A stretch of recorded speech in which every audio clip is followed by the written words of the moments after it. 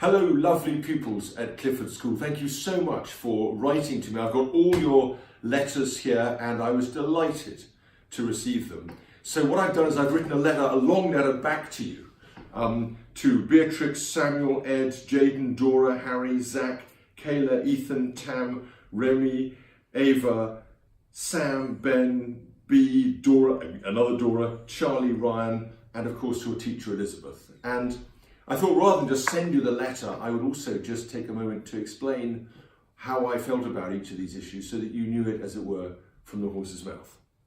So let me just pick on some of the things that you've raised, a whole host of different issues.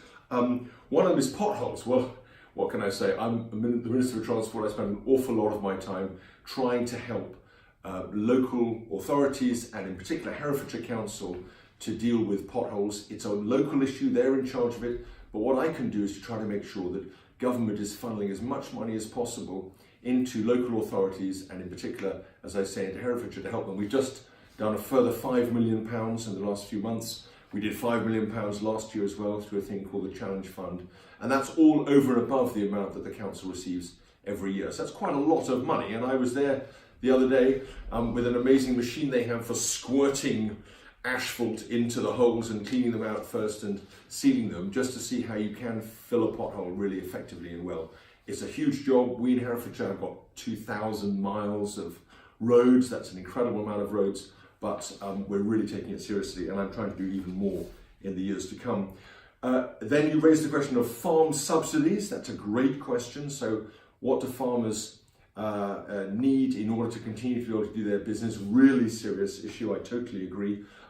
We need a balance. Some farmers need to be able to operate in open, free markets. Some farmers need a bit of help from the government in order to be able to compete. We need to strike a balance between those two things. In Herefordshire, we have plenty of both kinds of farmers, but we have to be really cleverly attuned to what they're thinking. Social care for old people or the elderly or the disabled, or ill, I should say, people, the disabled and in need. I totally agree with that. That's absolutely right. It needs to be better joined up with the hospital care that we get through the NHS. That's one of the key things the government's trying to do. Smoking, I've written yuck. That's my view of smoking, and I'm not sure how that translates into policy, but you know what yuck means.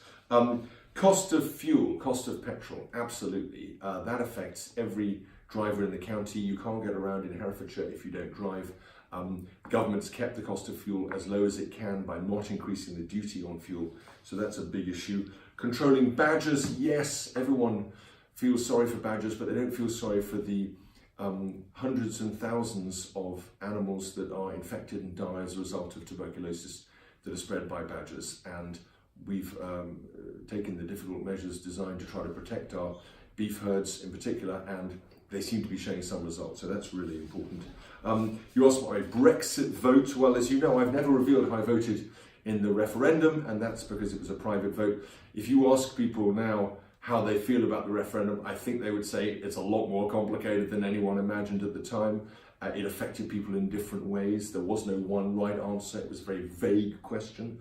And so I think it was the right decision not to reveal my vote. People looked to me for advice and for information. We spent a lot of time doing that during the campaign, either side, but I didn't take a public position because I thought these issues were really complex and people needed to be given proper information in a bipartisan and open and fair way.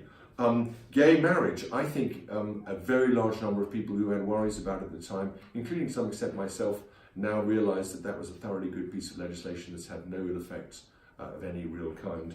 You ask what my movements are. I'm in Parliament every week. I'm in Hereford every week, but I'm in Parliament every week. So I come up on a Thursday evening or Friday morning and spend the weekend locally. Cycling and walking, yes, I really believe in cycling and walking. I cycle to work every day. I have a bike that I use in the city in Hereford, so that's very important to me. Finally, human rights, yes, absolutely. I once read a little book about human rights and their importance, so I'm very strongly in favour of the proper extension and protection of human rights. Okay, that's a fantastic list of topics. We've gone from badgers to human rights to farm subsidies to my Brexit vote. I couldn't tell you how grateful I am. I can't tell you how grateful I am for all your lovely letters. Thank you very much indeed, and I hope this has made some sense and has been some helpful way to respond to you. Thank you, and keep working hard, and thanks to your teacher Elizabeth. and all the staff and the head at Clifford School. Bye then.